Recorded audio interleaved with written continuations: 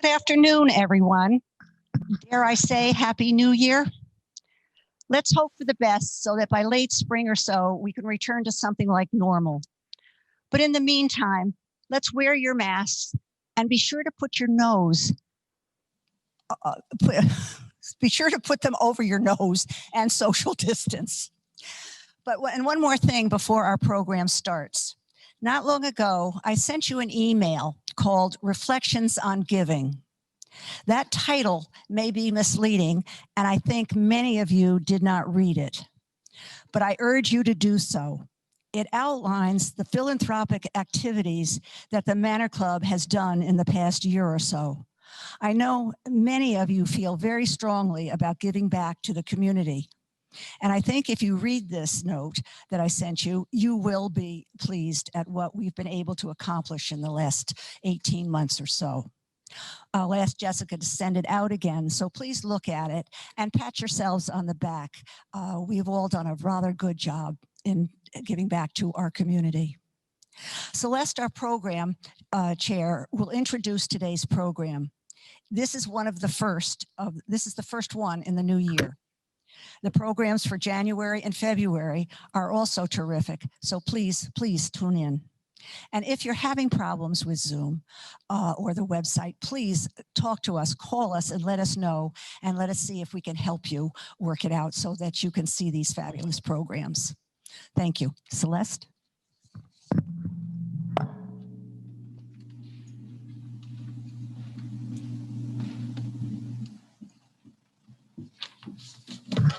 Thank you, Alice. It's my pleasure to introduce today Ellen Woods, Program Director for Vitality at Phelps Northwell Health, who will be our speaker. Ellen is back by popular demand. Everyone absolutely loved the Mind Games lecture last year, and we are thrilled that she's able to do this for us again this year. Ellen's job is developing programs and services for seniors, women's health, and the pain management service lines initiated when the hospital decided to dedicate specific services to the aging populations. Her latest projects have been to develop a caregivers program and to have Phelps become recognized as an age-friendly health system. She brings to this effort both a bachelor's and a master's degree in the health administration field and years of prior experience in clinical, financial, educational, and administrative roles. I wish I could give you a hug, Ellen, and I appreciate that you're here today. I know it's going to be a great program. Look forward to listening to it. Enjoy. Thank you, Celeste. So I'm sorry that I can't be there in person. It was nice to meet everybody the last time around, and I would like to be able to do so in the future, but obviously we can't do that right now. So I'm going to pull up a PowerPoint presentation. And hopefully that will be easier for you to follow along with. And today we're going to talk about how to prevent falls and improve balance. So basically the biggest thing that we should take away from this is that falls are preventable. They are not an inevitable part of the aging process. So let's look about some details about falls. Well, as you know, probably 1 in 4 older Americans fall each year. Every 11 seconds, an older adult is seen in the emergency room department for a fall-related injury. They're the leading cause of both fatal and non-fatal injuries in people age 65 plus, and I'll talk a little bit more about that later. And they frequently mark the end of independence, and that's a significant issue for the older adult. And we'll talk a little bit more about that later as well. So most likely falls will result in hip fractures, broken bones, head injuries, and even when there isn't a major injury involved, older adults tend to become fearful or depressed, making it difficult for them to remain active. And that has a huge impact for what we'll talk about in a little bit. So basically, more than half of the falls occur inside of the home. Most falls occur in walkway areas, and we'll get a little bit more into that when I get into home safety. And most of them occur between 11 a.m. and 4 p.m., which are the key hours of people moving around, running errands, doing things around their house. So that would be no surprise. Then what increases the risks of falling? So I just want to interject here and say, if you want to ask a question, I can either answer them at the end for you, or you can put them in the chat and I can look through the chat box and answer some of your questions as we go along. There's a lot of detail in this presentation, so I want you to be able to ask questions about some of the information I'm giving you. So what increases the risk of falling? So obviously, one thing that we know is age, declining strength and endurance. And so adults lose an average of 10% in strength and endurance and about 30% of muscle strength every 10 years. We obviously begin to develop balance and gait problems. There's postural hypotension, and that's basically when you get dizzy, when you maybe you're sitting down and stand up too quickly, or you're leaning over and then you stand up and all of a sudden you lightheaded and dizzy and actually may pass out momentarily. So that would lead to falls. Then there's always the problems with foot pain and unsafe footwear. And again, when we get into some safety issues, we can talk a little bit more about that. Then we can look at, let's see, okay. Our hearing, eyesight, and reflexes are not as sharp. There's a lot of medical conditions that attribute to this. There's definitely medications. So there's a lot of medications that are not recommended for people over 65. There's something called the Beers list, just beer like you drink, BEERS, the Beers criteria. And they include things like sedatives and even antihistamines or antidepressants or any kind of strong pain medication. All of these could affect your cognitive status and make you dizzy or sleepy, which again, that obviously would be leading to falls. A lot of damage comes for people who have osteoporosis, whether or not it's because of the weak bones causing you to fall from a breakage, or you have osteoporosis and you fall and then you wind up breaking a hip or a wrist or some other part of the body because you have osteoporosis. And then, of course, there's safety hazards, both in and outside of the homes. And then just to point out that most falls are caused by a combination of these risk factors. So it could be that, you have some medical conditions that you are taking those medications that are, should be hesitantly prescribed for somebody over 65. Well, that would be a perfect combination as to why maybe somebody would fall. There could be safety hazards with some medical conditions. So any of those combinations increase your risk. So what happens when people fall? This is where, when I said before that it tends to have an effect on people's success of recovering from a fall. And a lot of times somebody who falls actually then goes on to have a fatality. And basically that starts up because it becomes a fear of falling. And that fear of falling then is basically a vicious cycle. So nearly 50% of people with a fear of falling, they stop or limit their social and physical activities. So you have a fear of falling, you tend to stay at home, you don't want to go out, you don't want to risk anything. You begin to limit your activities so that you don't have opportunities to fall. As you do that, your muscles weaken, they atrophy. And as your muscles weaken, when you do begin to move around, because there are things that you necessarily have to do in the course of the day, that's when you can lead to a fall. So actually, it's just a vicious cycle of psychological based approach to what happens when you fall. So we have to look at some ways to work around that. And I'll talk a little bit more about some evidence-based programs that deal with balance and fall risk later on. And those programs are geared to specifically address how to break this vicious cycle. And that's why they work to help prevent falls and improve people's balance. So what are the general recommended 6 things you can do to prevent a fall? And this comes from the National Council on Aging and the CDC. And basically it's to find a good balance and exercise program, talk to your healthcare provider, see if you're on any of those medications that's not recommended to be prescribed to somebody 65 plus, review those medications with your doctor and your pharmacist, make sure that you have good vision and your hearing checked when you update your eyeglasses, keep your home safe, and talk to your family members. If you're afraid of falling and if you have this risk of falling, and then you're going to start limiting your activities, you need to talk to your family members who can help offer you support. We'll get a little bit more specific about some of this as we go on. And then balance and strength can be improved at any age. So no matter whether you're 45, 65, 85, you could still make a difference in your life if you take on some of these exercises. So I'm going to list them first, and then I'm going to show you pictures of them. So the first one is a chair rise exercise, and that you do for strength. It's very good for your knees and your thighs. And then you have the front knee strengthening exercise. Again, it's a strengthening one where you're developing muscles in your legs. There's sideways walking, which is exactly how it sounds, and that helps you with your balance. There's side hip strengthening exercise. Again, that's a strength exercise.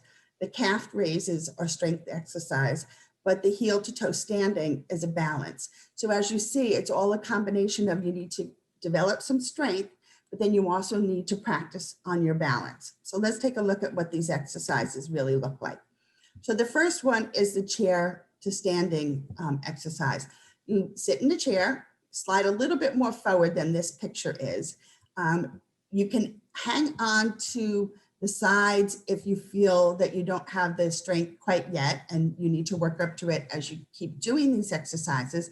But if you want to be challenged, you can just simply cross your arms and see if you can do that without using the sides for balance. And as you sit and stand, you're strengthening your thighs and you're strengthening the area around your knees. So it's actually a very good exercise for anybody who actually has knee problems.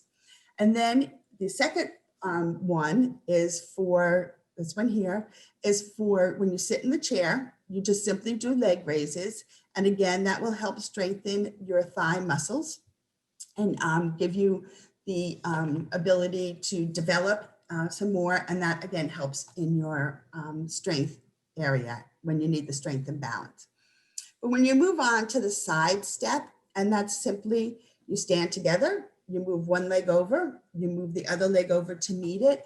That's more of a balance because you're moving in a sidewards direction. And so when you do that, you'll be able to get a sense of body movement and be able to adjust yourselves. Then the one with the side kick, if you prefer, you can also do this laying down. We know this from past exercises we may have participated in where you maybe lie on the bed and you raise your leg, and this is the same one. Make sure that you keep your foot with your toes facing upward because that actually puts more tension on your muscles, and that will help you develop those muscles. You have the calf raises. Simply, if you want to hold on to something immovable, and then just raise up onto your toes and probably do that about, start out at 10 times. Maybe you can raise it to 20 times. And that's for strength also. And then this last one is a heel toe. And the heel toe is for balance. And I will be honest, I have difficulty doing that. So I too have to practice. I do these exercises at home. And I find them to be very helpful, and especially this heel toe, because you get an idea of how good your balance is. Now, it's okay to hold on to something as you're beginning this exercise so that you don't completely lose your balance. You can put your whole hand down.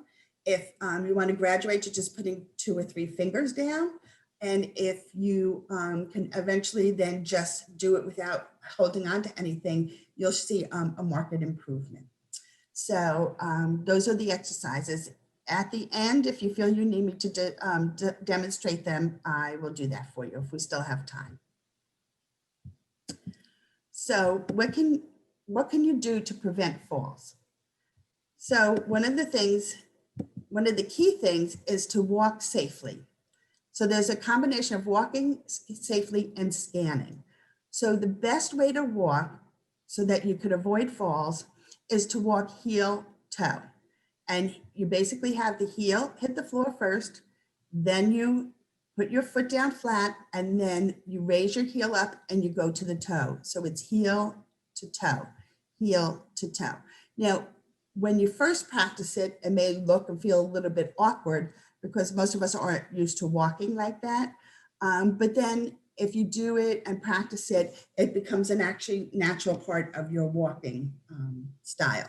So that would be something that would be good. That's one of the key things that maybe you could take away from today, is to make sure that you walk heel to toe.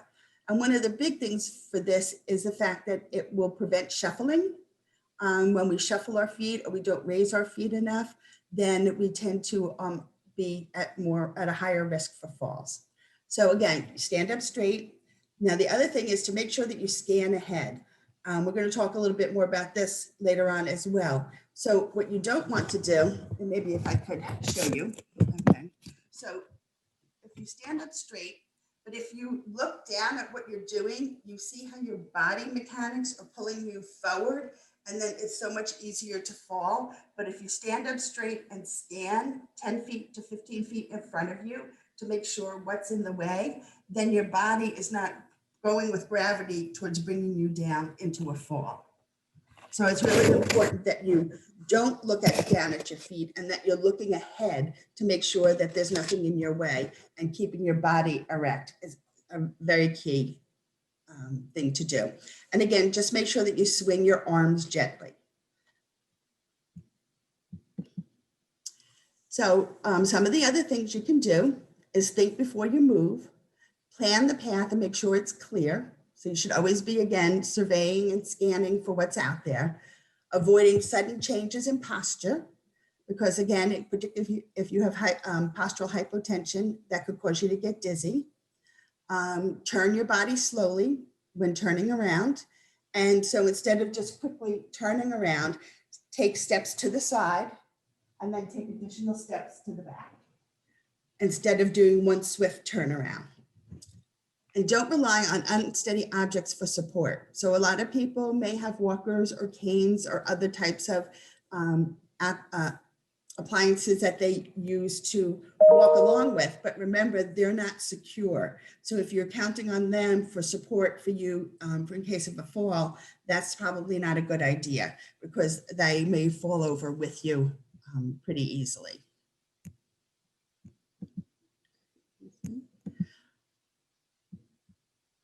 You know what? I think if I hit this, it'll be better. Oh, let me just advance. I'm sorry. I realize this is probably better for you to see. Okay. So take time to adjust to changing levels of light. So if it's going from light to dark and dark to light, sometimes particularly when it's dark out and you maybe use the restroom at night and you turn the light on and it's very bright, it can startle you for a minute. So make sure that, you hold on. That's basically what I do, because sometimes I do get up in the middle of the night and I know that I'm going to face a bright light. So I go in, I turn the light on, kind of shield my eyes for a second, and then take my hand away, so that now my eyes have had a moment, it's not as bright when I do this. And then when I take my hand away, it becomes very bright. But I do that before I'm walking into the room. I turn the light on, I'm holding on to something, I do that, and then I adjust. Keep moving. Exercise is one of the best things to help reduce pain. It sounds contrary, you're in a lot of pain, you really don't want to be moving around a lot, but a lot of conditions, particularly arthritis, they are recommending that you stay active and that you do exercise to help reduce the pain. And it also keeps your muscles and your joints in good working condition. There's no atrophy. It helps ward off that atrophy. As I said before, scan your surroundings. You want to make sure that you can see 10 to 15 feet ahead of you in case there's anything that could be in the way. And of course, slow down. A lot of times when people talk about what happened, they were in a rush. They jumped up to get the phone. They were running out the door. They're out on the sidewalk and they're trying to cross at a crosswalk quickly and they fall off the curb. So you want to just make sure that you take your time and make sure that you keep your balance. So with keeping your balance, okay. So how to stand up. If you're having difficulty rising out of the chair, that exercise that we talked about earlier is a very good way to help you do that, where you sit at the edge, move yourself up in the chair to the edge, put both feet firmly on the ground, you lean forward so that your nose are over your toes, and then you can push yourself up from your chair. So I'll slide this back a little bit, my chair back a little bit, and hopefully you can see. So I'm sitting on the edge of my chair. I should do it this way. I'm sitting on the edge of my chair. I move my nose over my toes. My feet are firmly on the ground, and I push myself up. Okay, so that's how you do it. One of the keys to this is definitely to move to the edge of the chair. It makes it a lot easier. When moving a person or a heavy object, remember, you're not supposed to use your back. That's a good way to pull your back out. You want to make sure that you're putting the pressure on your legs and on your stomach muscles. You always want to bend at your knees, not at your waist. And this is also good for somebody who has osteoporosis, that you don't want to be twisting and turning at the waist. You could cause spinal fractures that way. So you should always bend at the knees when possible. And avoid the twisting and stretching, because that could be problematic as well. And of course, hold the object as close as possible to you. That'll give you the more support that you can have.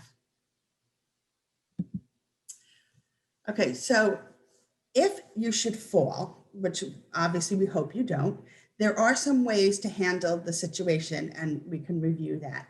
So the CDC says that people 65 plus have a greater chance of falling if someone has already fallen once. Their chance doubles. So you just want to make sure that you know what to do in case you fall. So there's actually an art to falling, and I know, oh, sorry, let me get back to, okay. So there's an art to falling, and I know it's very difficult. I'll be honest with you, I have fallen myself a few times, and actually one was from postural hypotension. So I got up, I kind of knew I felt a little dizzy, but didn't think much of it. Went into the kitchen, came back out into my dining room, and the next thing I know, I'm thinking I'm going down. And I did, I fell down, and I bruised my elbow, and I had a huge black and blue on my elbow for months, for about 2 or 3 months. So I know what it is like to fall. And, you know, I did have some feeling ahead of time that this was happening. So if you do, then there's some things you can think about to put yourself in the best position.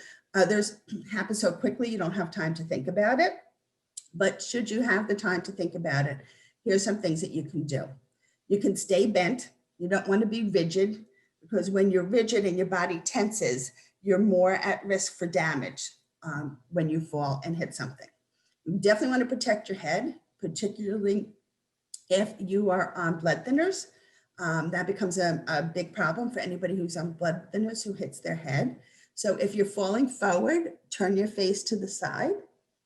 And if you're falling backward, try and chuck your chin in so that your head isn't the first thing to hit the ground. The rounded back of your shoulders will be the first part to hit the ground. And then you want to make sure that you land on the meaty parts of your body, such as the muscles of your back, your butt, your thighs, any place where it would be easier to absorb the shock of the fall.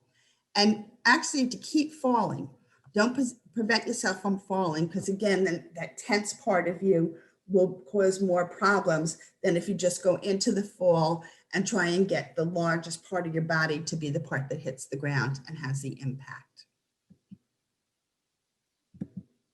Okay. So the key here is to stay loose and don't panic. I know it's really hard. We've all been there.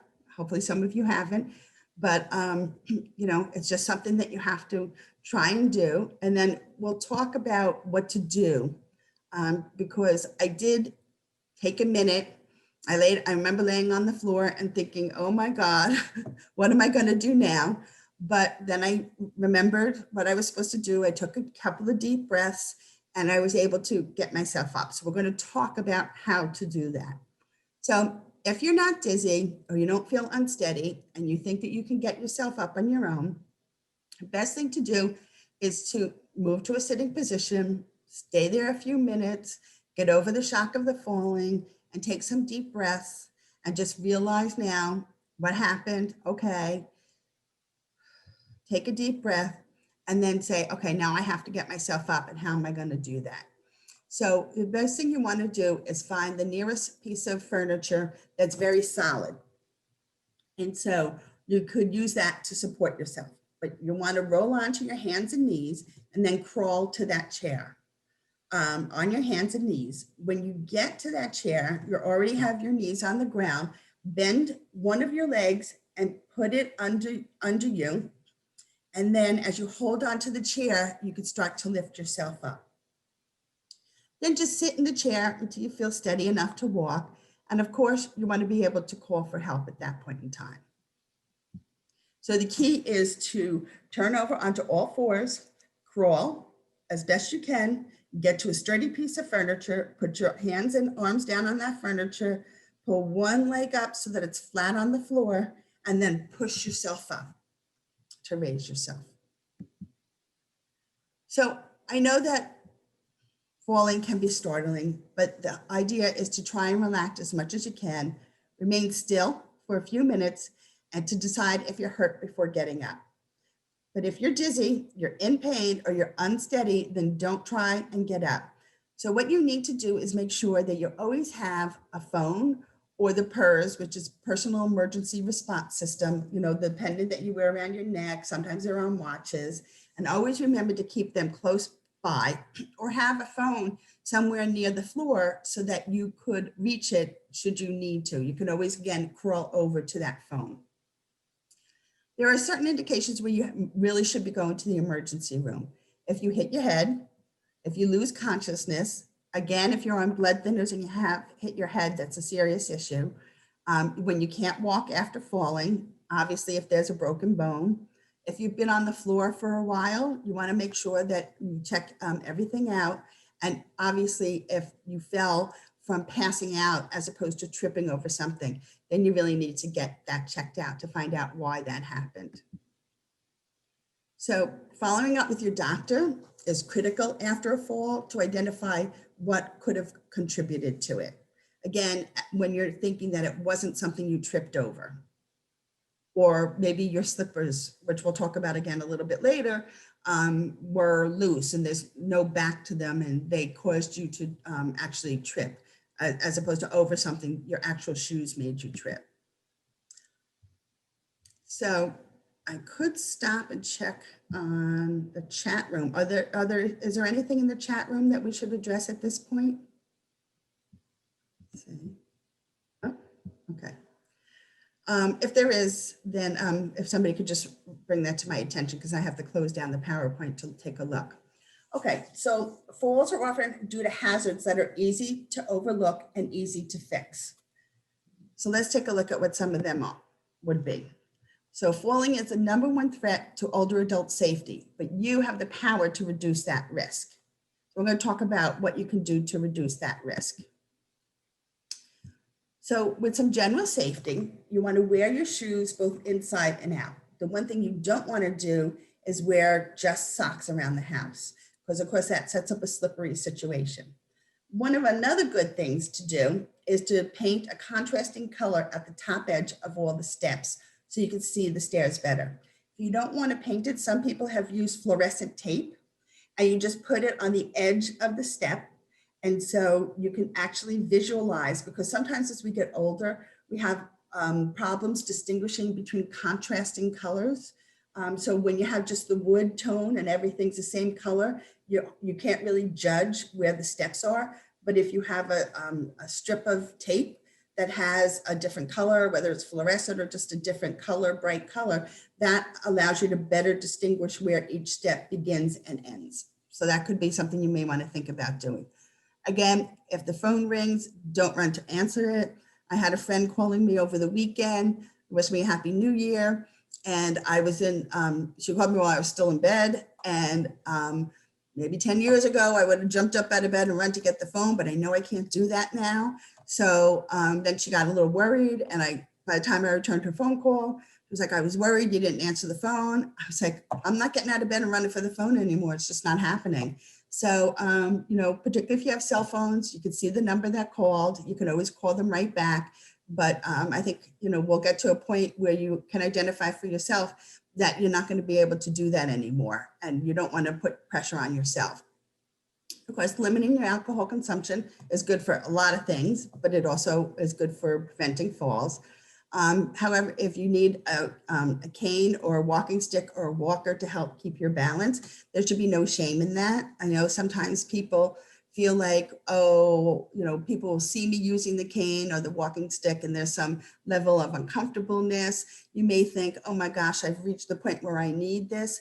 But the alternative is that you could possibly fall if you don't use something that you need to help you with your balance. And that would be worse than anything that could occur by you using a cane or a walking stick. So don't let that get in the way of some safety issues for yourself. And then keep emergency numbers in large print near your phone. Again, a fall can be really startling. It can kind of throw you off. You want to be able to get help easily. So if you don't have a PERS, a personal emergency response system, where you can just press a button and you have to actually call for help, you want to make sure that you have those numbers readily available and in large print.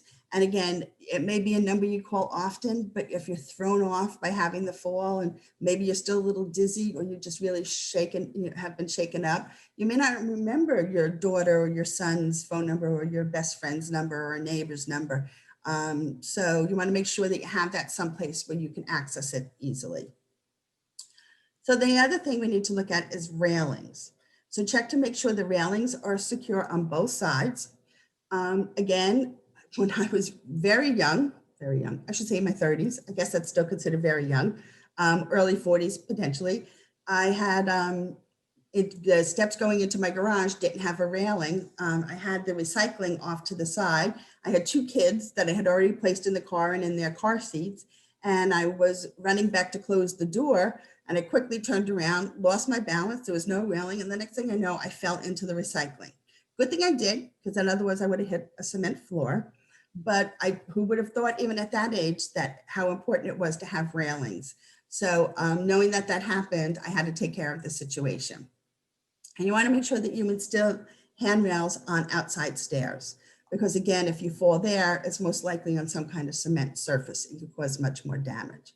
So I guess the point of this is there's some basic things that you can do to prevent some falls. And the thing is, I've told you about a couple of falls that I've had. And some of them, again, one was when I was 40 something years old. Who would have thought about it? But I was in a hurry. I had 2 kids in the car. The stairs didn't have a railing and over I went. Thank goodness, again, that it was into the recycling, because at least it broke my fall to the ground. So you never know. It can happen to anyone at any time. So securing walkways. So again, remember in the beginning when we talked that most falls are likely to happen inside the house and they're likely to happen in walkways. So this is really key area. You want to make sure the carpeting is secure and that you don't use throw rugs. I'm sure you may have heard this before, but I know it's hard to give up those beautiful rugs that you have in your house, but you have to remember that they're a big risk for falling. If you have area rugs, then make sure they have a non-skid backing so that they don't shift underneath you as you're walking on them. Keep walkways clear of clutter and wires from lamps. Take well-used pathways rather than shortcuts, particularly when you're outside.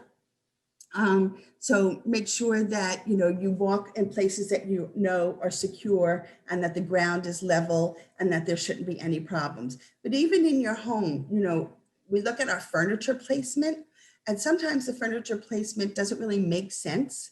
And so there's not a clear path. Let's say there's not a clear path from your living room or dining room into your kitchen, and that you have to walk around the furniture. Well, again, that's something that could be encumbering to you as you're moving around your house. And again, that's something that could potentially lead to a fall. So wherever there's common areas that you go all the time, make sure you have a clear path from one point to the other. Again, most likely from your living room into your kitchen or from your living room into your bathroom. And especially be alert to pets and children who move quickly and unexpectedly. Cats, they'll crawl up at you and start crawling up your legs without you realizing it. Let's say you're washing dishes at the sink and all of a sudden your cat is between your legs.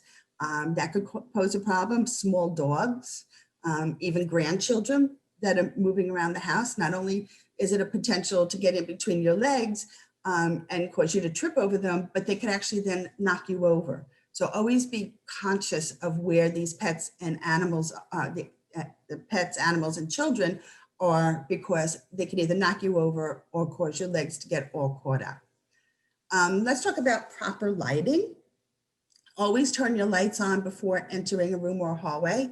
So basically, I had already mentioned, when I get up in the middle of the night and I have to go and use the restroom, the bathroom, I make sure I have light on in the room. Then I get to the bathroom. I want to turn the light on because I don't want to do it in the dark. That's very, dangerous. But the light is going to be bright. You can use a night light instead. But I simply do is before I enter the room, I turn the light on, shield my eyes so it's not too bright. When I feel like I'm used to it, take my hand away and continue into the room. Again, if you have bright enough night lights and you have enough to light your way so that you can see, that would be another alternative. Some of these things are obvious. Replace burnt out bulbs immediately. Keep the night lights across the route to your bathroom. Make sure the walkways are well lit, and have light switches both at the top and the bottom of the stairs.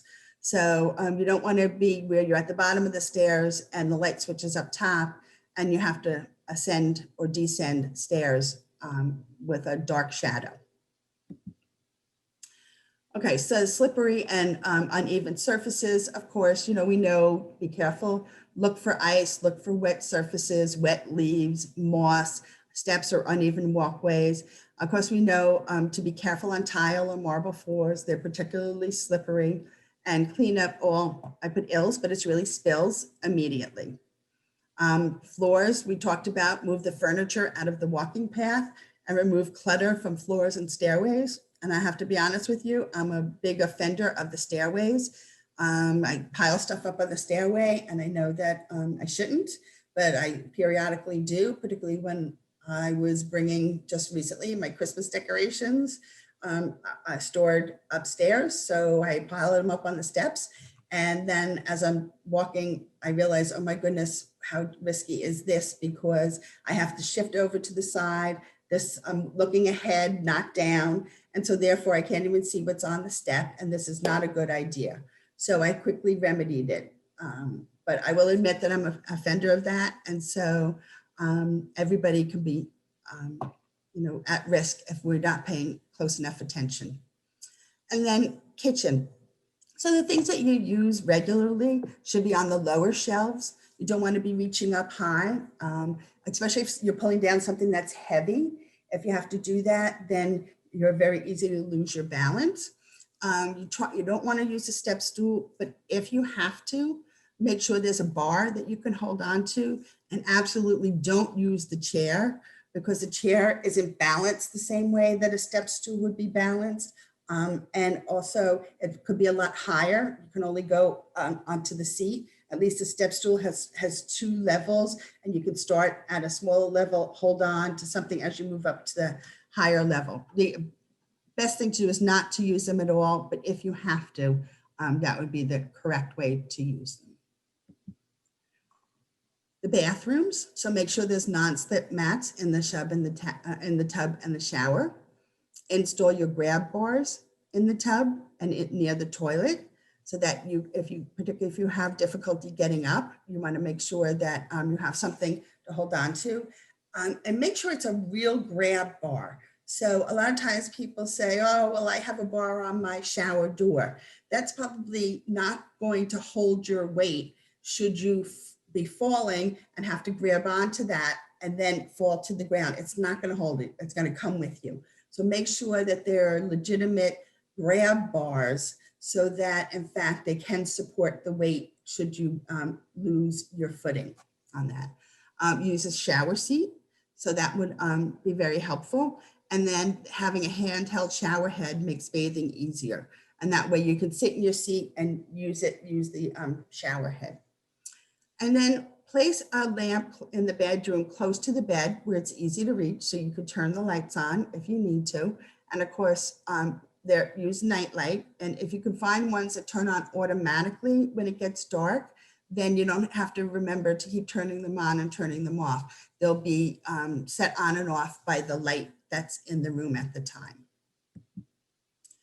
Okay, so I don't know if I went too fast, but I'm going to look to see if there's any questions. I think we have some time, so I will demonstrate some of the exercises for you. I would just want to let you know that one of the things that we said originally is that you should find a good balance program. So there are a lot of, well, there are several options out there for you. So you want to look at an evidence-based balance program. We have one at Phelps Hospital, but you can look for one in your area. I think the White Plains YMCA may have it. They may do one at a Westchester Medical Center. I know they're very involved in fall prevention. I just don't know if they offer these programs. So the name of the program is A Matter of Balance, or there's one called Stepping On. And these programs were scientifically studied to show that, in fact, if you attend all of these sessions, that you can, in fact, lower your risk of falling. And as I said before, a lot of them focus on the psychology of it, that you don't want to get to the point where you fear falling so much that you stop moving, because that stopping moving is what's going to cause you to fall more. Muscles are going to atrophy because you're not moving around. You're not getting the exercise and the mobility that you need. And also you probably tend to be more rigid because you're fearful. And those are two things you don't want to happen. So if you're looking for a evidence-based fall prevention program, you should look for something called A Matter of Balance or Stepping On. Again, we do have it available at Phelps. Right now, all the programs are being done virtually, hence today why I'm doing a Zoom meeting with you. But A Matter of Balance is looking to train their trainers on how to give the program virtually. And so they'll probably be giving training in the next month or two, in which case the programs can then be offered virtually, and they're more like workshops. And they last about they're 8 sessions of 2 hours each. So it's a really intense program. But again, the scientific studies show that they do improve your balance when after you've taken those full classes. So I'm going to stop sharing the PowerPoint. Look to see if there are some chats, and then I'll show you some exercises. Okay. Be especially careful when wearing a mask. See, okay, so someone wants to let everyone know to be especially careful when wearing a mask. Seeing is often quite difficult. Okay, and then how may one improve their gait? Could you go over exercise for balance? Okay, so I will show you those exercises. So the best way to improve your gait is, again, as I said, do a heel to toe type walking. And if you place your heel down and then roll onto your toes, and then lift your heel up, that will help you with your gait. And also, I will show you in a second the heel to toe exercises, and that will also help you improve your gait. Remember, look straight ahead, 10 to 15 places, stand up straight. So you don't look down and cause yourself to fall forward, because that would be, that would be the worst thing. So you stand up straight, look ahead, do heel to toe walking. So, and I'll demonstrate that in one moment. I don't know if anybody else has any other questions that they want. No? Okay, so let me push my chair back and then we'll get started with the exercise. Okay.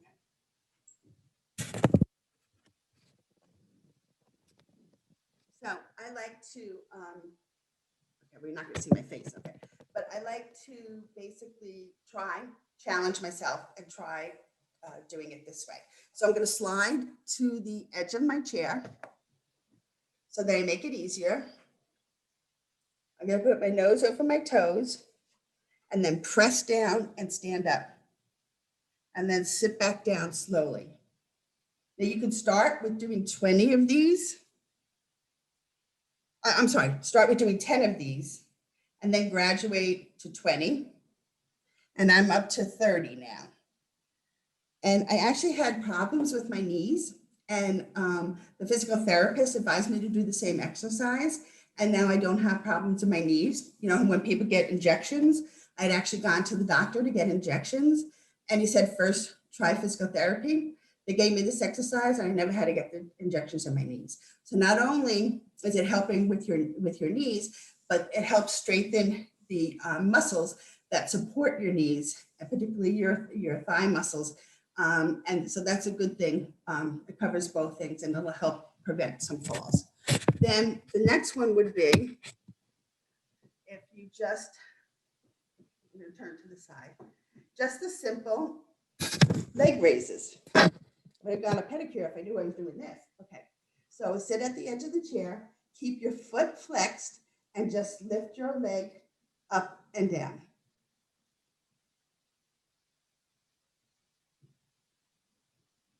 Okay, those are simple exercises to do.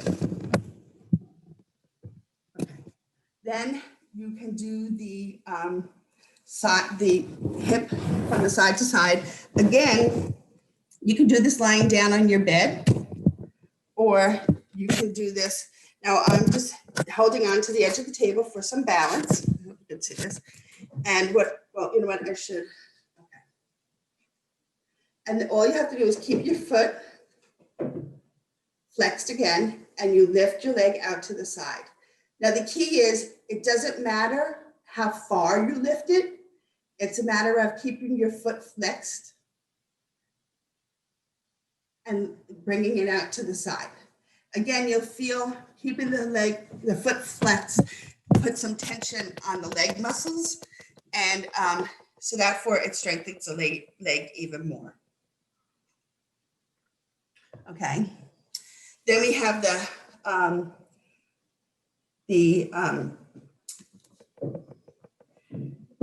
toe raises. So you can actually do it with your toes and your heels.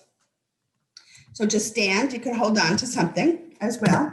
So I'll just kind of hang on to the table, and let's see if I can get this here. Maybe if I put it here for a second. And then you just raise up onto your toes. Okay. Raise up onto your toes, and then you can even, hold on, raise onto your heels. Up on your toes and up on your heels. And this gives your feet a good exercise. I don't know if that was a good view for you, but again, if you raise up on your toes, it's going to strengthen your calves, and it's going to strengthen the muscles in your feet. And then the last one, and these all exercises are part of those fall prevention programs I was talking about. So with the last one, how I'm going to do this. Okay. Really, if you put your standing, you put one foot, put the heel of the other foot up against the toes, and then you release, and you have to try and balance. I don't know if this, I'm sorry, this one may not show as well. You have to do this. Okay, here we go. You simply put one foot in front of the other, and you proceed to walk. So you have to get your balance. Now, I'm not that great at that, so I have to work at that myself. But if you're having difficulty doing it like this, you can put a little bit of distance in it. And then that way, you can keep your balance a little better.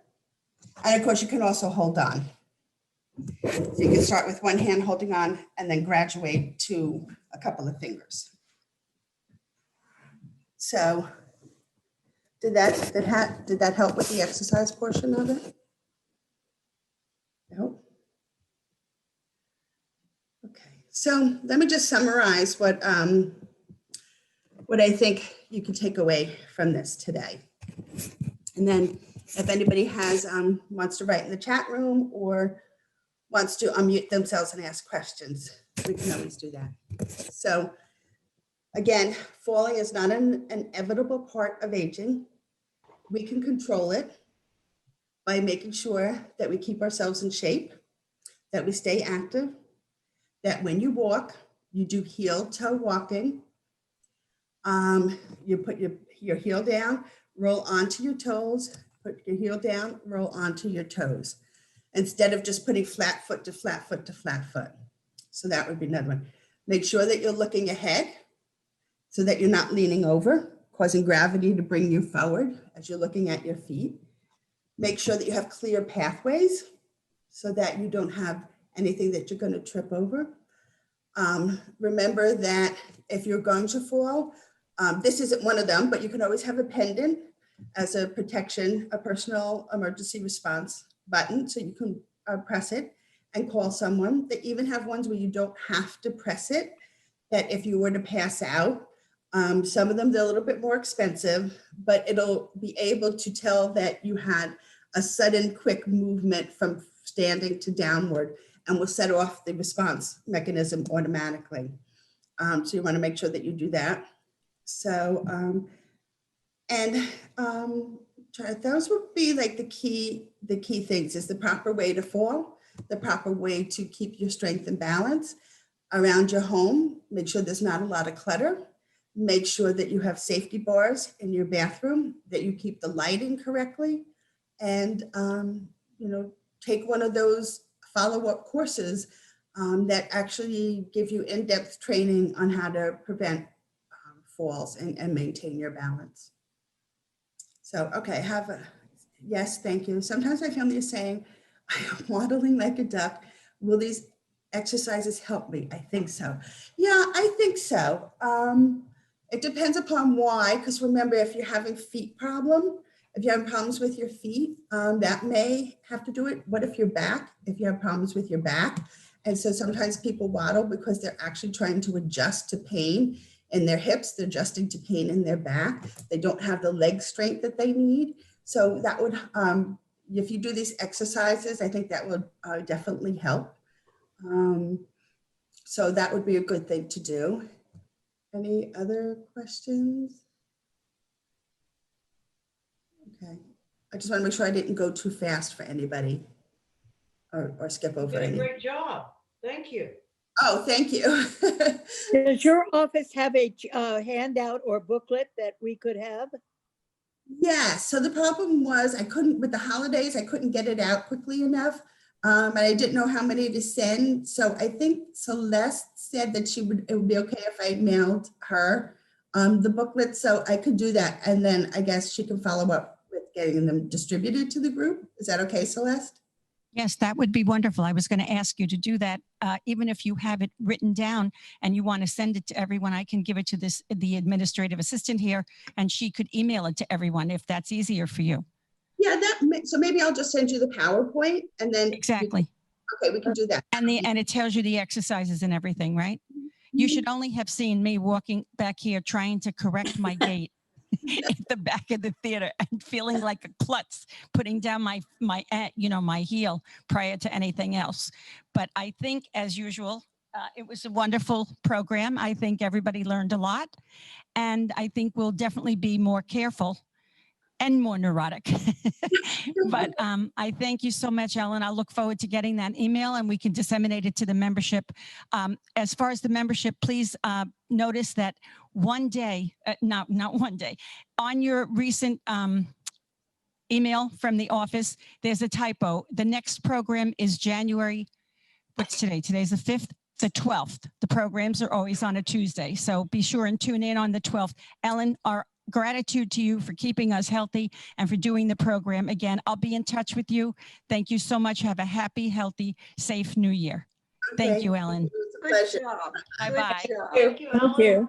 Thank you. Bye-bye. Thank you. Very helpful.